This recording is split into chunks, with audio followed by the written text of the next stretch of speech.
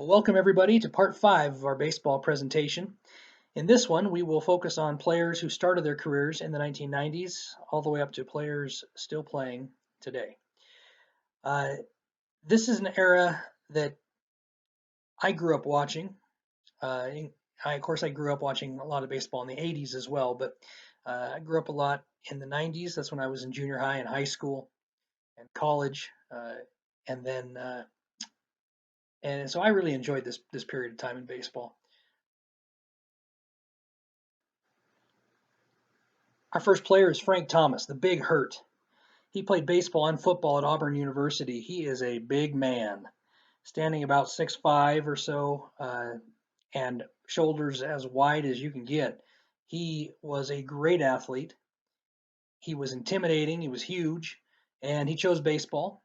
And for a big guy, he was incredibly impressive because he was such a good average hitter. He obviously could hit the ball out of the park, which he did. He's 521 career home runs, tied for 20th all time. A ton of RBI, over 1,700. But he was an average hitter as well, and hitting 301 for a career, and had years where he was well over that, obviously. So he was a tremendous hitter all around. He was a good first baseman. He, in the mid to late 90s, he was an all-star 5 times, and including twice the American League MVP in back-to-back years, 1993 and 1994. He's the White Sox franchise leader in most offensive categories, and for as big and as intimidating as he was a nice guy and fun to be around, always smiling, and but wow, I mean, what a combination of power and being able to hit for a high average, which most guys do not do. So he was unique in that way and a tremendous player. One of the best hitting catchers of all time is Mike Piazza. Played catcher for most of his career, moved to first base toward the end of it, but interesting and fascinating story, awesome story. Mike Piazza was drafted by the Dodgers in the 62nd round of the 1988 draft. He was the 1,390th player chosen in that draft. Basically, the story goes that his dad, Mike Piazza's dad, knew Dodgers manager Tommy Lasorda. And as a favor to Piazza's dad, Lasorda and the Dodgers drafted Mike Piazza. In the 62nd round, you never think that, you don't expect much from a 62nd round pick. You're going to start out in single A short season, maybe, and probably won't go beyond much there. But not only did he go beyond, Mike Piazza becomes one of the great catchers ever. Power and high average, like we just got done talking about with Frank Thomas. 308 career average, 427 career home runs, which is most all time by a catcher. Over 1,300 career RBI, and played for the Dodgers and for the Mets. Helped the Mets get to a World Series in 2000. Although they lost that World Series, Piazza was a star on that team. He was a 12-time All-Star, and you can see he hit 30-plus home runs in 8 straight seasons and 9 seasons overall. Hit 300 or better in 9 straight years as well. He was the Rookie of the Year in 1993 and inducted to the Baseball Hall of Fame in 2016. So for a 62nd round pick, the 1,390th player chosen in his respective draft, Piazza is one of the great underdog stories of all time. Nice guy, always good for an interview, and a tremendous player on the field. Pedro Martinez. This guy is amazing. From the Dominican Republic, you can see his overall wins and losses. He had more than double as far as wins over losses, 219 to 100. 2.93 career ERA, over 3,000 strikeouts. He's not a big guy. He might be 5'10", 5'11", maybe, 100 175 or 80 pounds. Okay, and he threw the ball 100 miles an hour. He had a devastating curveball. He was amazing to watch. You're wondering how could a ball come out of that arm with that velocity and that movement. He's again not a big guy. He didn't look like he was going to be overpowering or overwhelming on the mound, and yet he would just blow the ball by you. He started out playing for the Expos, and he went to the Red Sox and helped them break the curse of the Bambino and win a World Series in 2004. He was three-time Cy Young Award winner, once with the Expos and twice with the Red Sox, and he won the AL Pitchers Triple Crown in 1999. In fact, in 1999, he had one of the greatest seasons ever for a pitcher. He was so dominant. 23 and 4 record, 2.07 ERA, and 313 strikeouts. I mean, that's just unbelievable. He led the league in ERA 4 times in the American League overall. You can see 1999, 2000, 2002, and 2003. So just in a short span, he was just so dominant. Also led the league 3 times in strikeouts, 99, 2000, and 2002. He was amazing to watch, and kind of a jokester, a prankster in the clubhouse, but he was always seemed like always good spirited and really a good natured guy, and one of the great pitchers we've seen in the modern era. Alex Rodriguez, A-Rod. A-Rod was the first overall pick in the draft. Was out of high school. I went to high school in Florida. Was seen as a can't miss prospect, and he was truly a can't miss. He becomes one of the great players of his generation.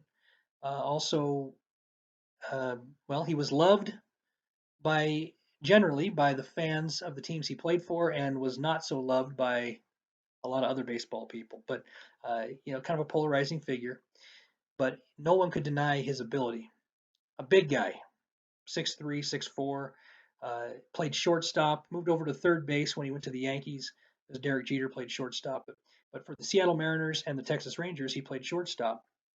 You can see his career stats: almost a 300 average, over 3,000 hits, 696 home runs, fourth all time.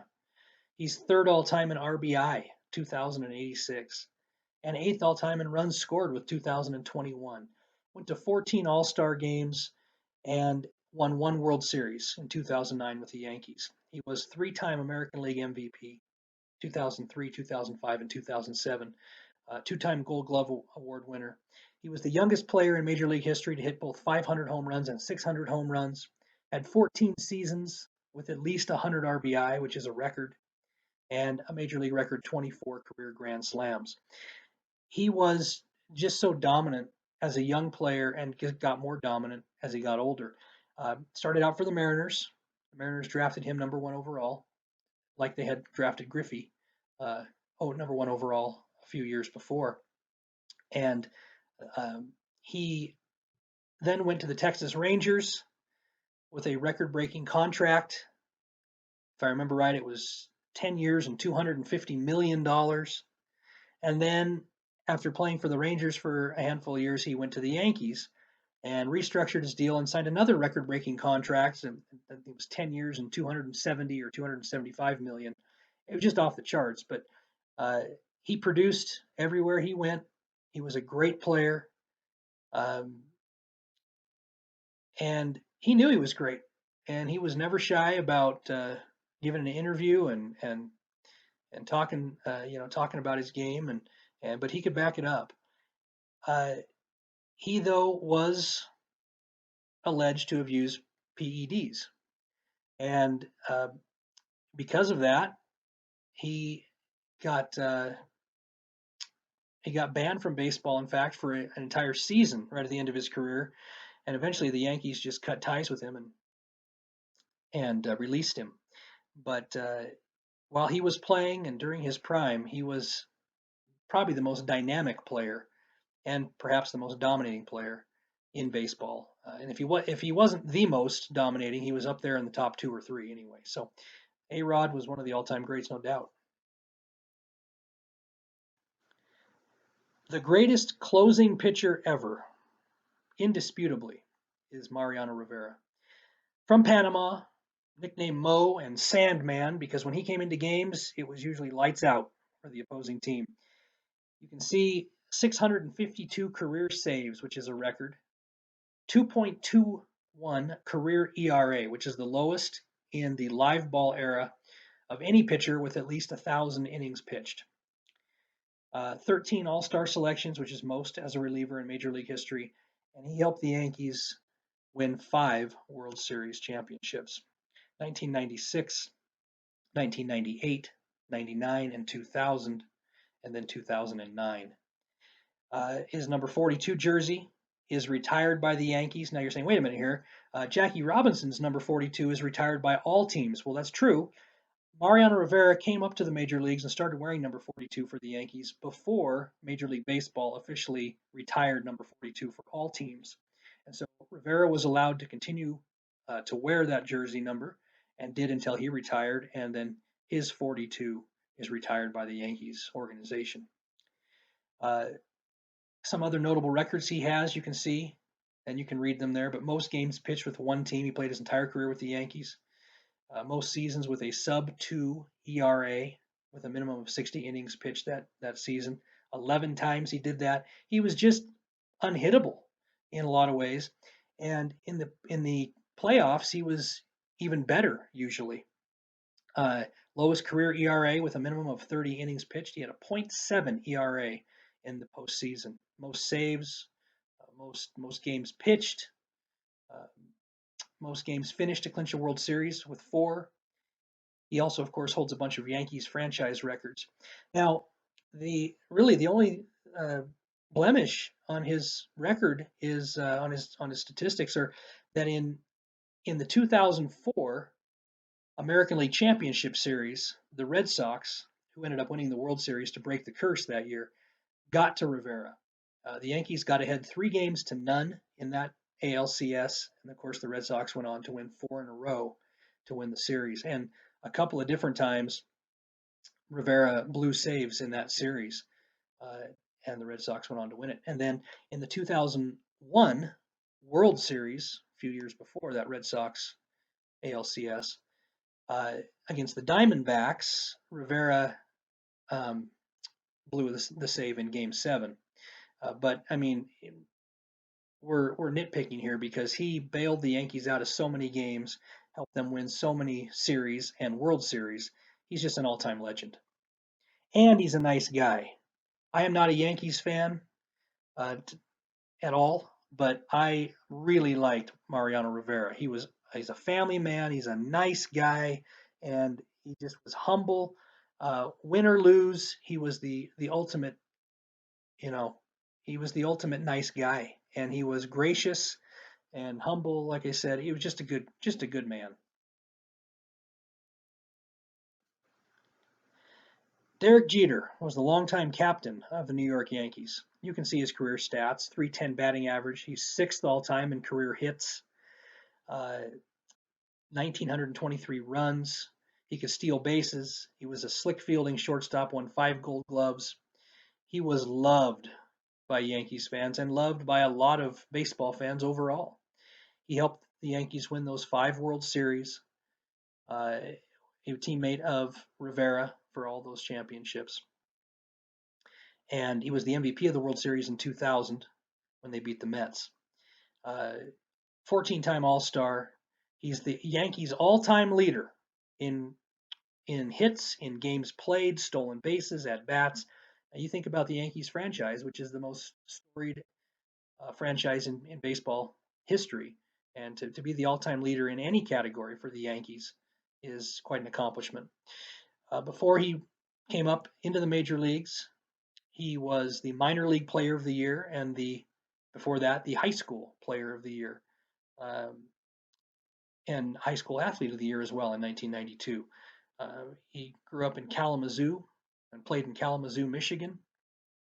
And of course, if he had gone to college, looked like he was going to go to the University of Michigan to play, but the Yankees drafted him, and he went into the minor leagues, and the rest is history.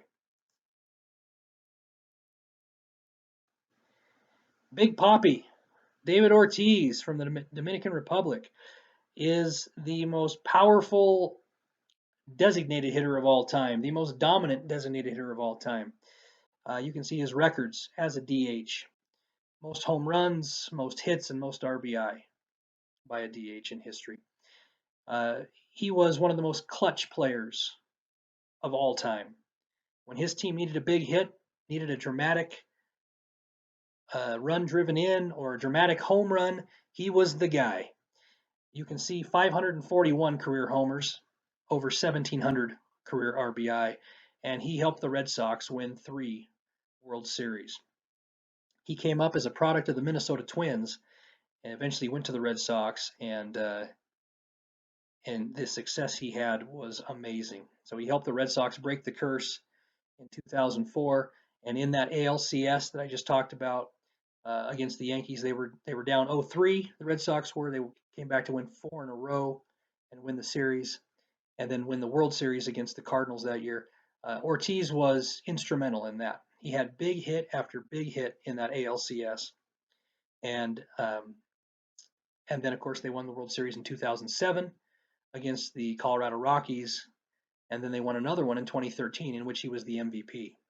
He was 10 times an All-Star, holds the Red Sox single season record for home runs in a season with 54, and he was unbelievable at the plate. He was one of those guys that when he was in the zone, and it was a big spot in the game, he struck fear into the opposing team and into the opposing team's fans because you just knew he was going to get a big hit. And so that is David Ortiz.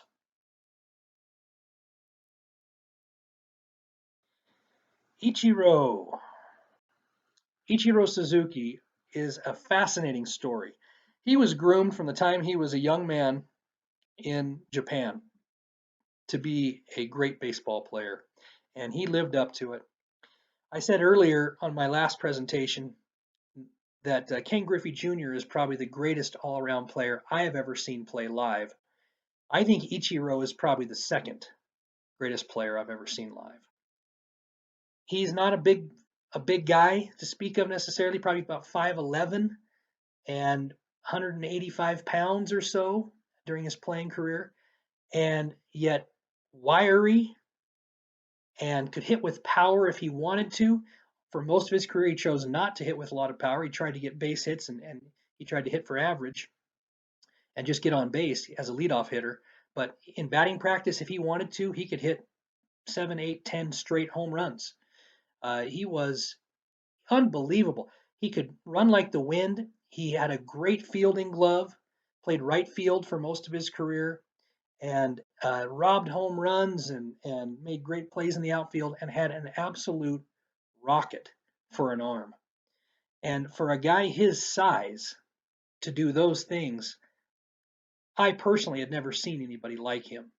He was unbelievable. Now, he played a bunch of seasons in Japan, as you can see, when he became a professional. And his career Japanese statistics: 353 batting average, and a bunch of home runs and RBI and runs scored and stolen bases. 3-time Pacific League MVP in Japan, 7 Gold Gloves, 7 batting championships in Japan in his 9 seasons there. And he won the Japan Series in 1996. He was a star, an absolute star. He was the star in the Japanese league. And the Seattle Mariners decided to take a chance on him. And he became the first Japanese-born position player signed in the major leagues. There had been pitchers signed before him, but he was the first position player to sign. And the Seattle Mariners signed him in 2001. And there were a lot of skeptics. A lot of people thought the game couldn't translate, that the Japanese league was not nearly as good as the major leagues, and the quality of competition just wasn't up to par, and that Ichiro wouldn't do well here. And that's what the skeptics were saying, and boy, were they ever proved wrong. You can see his career stats: 311 batting average in the major leagues, over 3,000 hits in the major leagues. So if you combine his career hits for Japan and the United States, uh, you know, over 4,300 hits. Um, he, like I said, he didn't usually try to hit for power, but he could if he wanted to. 1,420 runs scored, 509 stolen bases. He was an absolute threat on the base paths if he got on, which he regularly did. He went to 10 straight All-Star games, including his rookie year. Like I said, the critics and skeptics thought, oh, he's not going to do well in the major leagues. And his rookie year, as you will see, not only did he do well, he was maybe the best player in baseball. Went to the All-Star game that year. He was 7 times the American League leader in hits and twice the American League batting champion, including his rookie year in 2001 when he hit 350. And just a few years later, in 2004, he hit 372. He was the American League Rookie of the Year in that 2001 season and the American League MVP.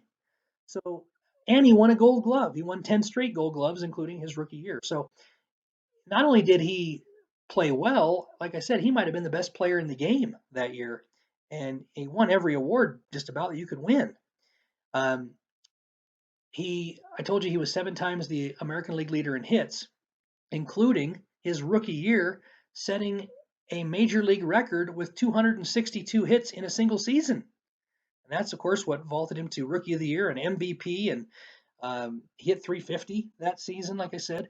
Of those 262 hits, 225 of them were singles, which is also a record for most singles in a season. He would hit everything, anything and everything. Unbelievable. I watched him hit balls that bounced in front of the plate, bounced on the plate, balls over his head. The hand-eye coordination that he possessed was about second to none. You can see he also has a record for 10 straight 200-plus hit seasons, which he did for the entire decade of the 2000s. So not enough good can be said about Ichiro. He was just so fun to watch. Every game he would do something that you maybe hadn't seen before. He was so dynamic, especially for a guy his size, and the Seattle fan base just loved him. Now, he went on to play for other teams as well. He went from Seattle to the Yankees, and also played for the Marlins, and then went back to Seattle right at the end to finish his career. So now let's look at a few players still in the game. Albert Pujols, what a player. From the Dominican Republic, he moved to the United States at the age of 16.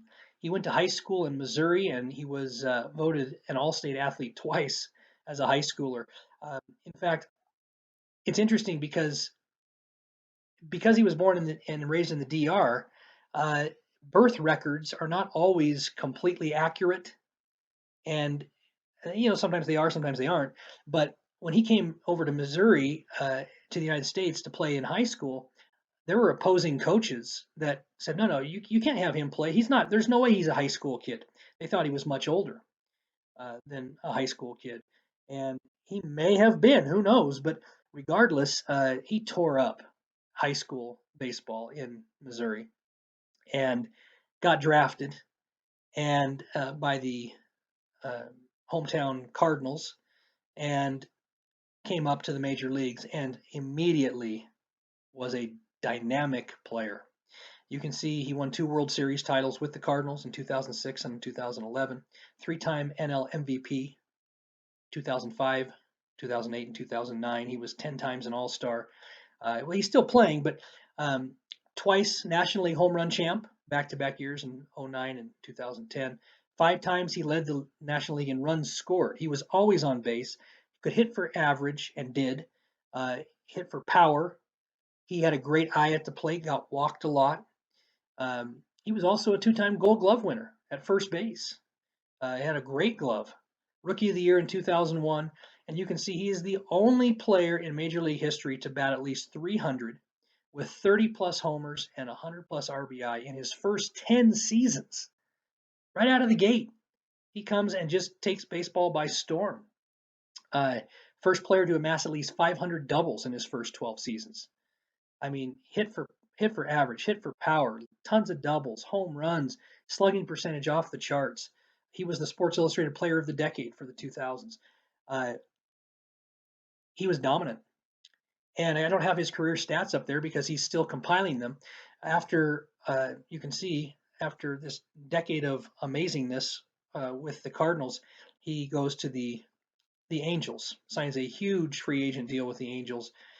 He has not been as productive with the Angels as he was with the Cardinals, but he's still a force to be reckoned with, and no doubt will be in the Hall of Fame someday.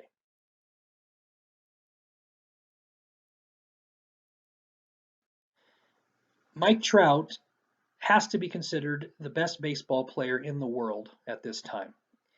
Mike Trout is the ultimate five-tool player. By the time he's done, if he stays healthy and keeps producing like he is, by the time he's done playing, he will be considered absolutely one of the greatest baseball players in history. He'll be up there in the top handful of players. He's already won 2 MVPs for the Angels, 7-time All-Star. He was a Rookie of the Year in 2012. He's led the American League in 3 times in runs scored, 3 years in a row, including his rookie season. He was second in the MVP voting as a rookie and as a second-year player, and then won MVPs, like I said, in a couple years after that. So he was the minor league baseball player of the year. He actually played for the Salt Lake Bees at the start of the 2012 season before being called up. He played for just a few games for the Bees, and then the Angels said, "Yeah, you're coming up." So, and then he won Rookie of the Year that year, and then just recently he signed the all-time record high contract. The Angels signed him for 12 years and $426.5 million. So, but he can do everything. He hits for average, he hits for power, he steals bases, he has a great arm in the outfield, he plays a tremendous outfield, usually plays center field. You can see him robbing a home run right there. He gets to everything. For a guy his size, and he's a big guy, for a guy his size, over 6 feet tall, husky, strong, he runs like the wind, and he's just amazing. So it'd be interesting to see what the future holds for Mike Trout because the sky's the limit for this guy.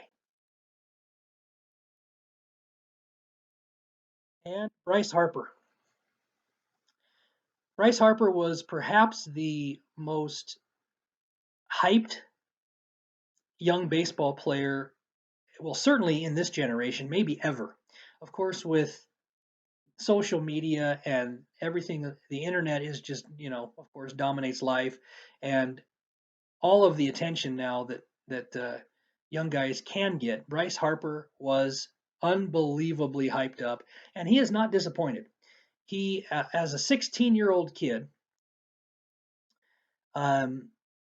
he was the high school player of the year from Baseball America as a sophomore.